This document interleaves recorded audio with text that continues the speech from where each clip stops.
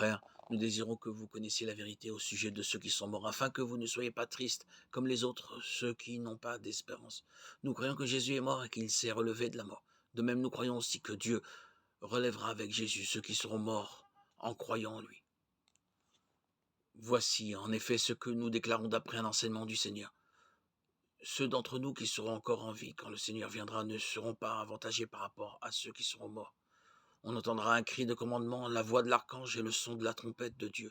Et le Seigneur lui-même descendra du ciel.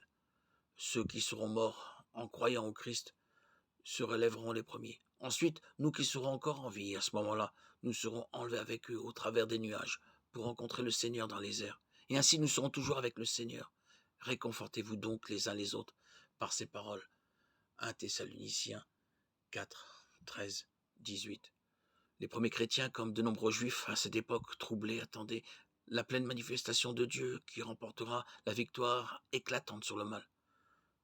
Ce jour-là, mais personne n'en connaît la date. Ce sera la pleine lumière. Le Christ reviendra dans la gloire, les morts ressusciteront et affirme Paul, les vivants seront élevés vers le ciel. L'apôtre Paul invite les chrétiens à vivre déjà de cette lumière dans la foi, l'amour et l'espérance. Ils n'ont plus rien à craindre car dès maintenant le Christ donne un sens à leur vie. Dieu ne les a pas appelés pour les condamner, mais pour leur offrir la vie.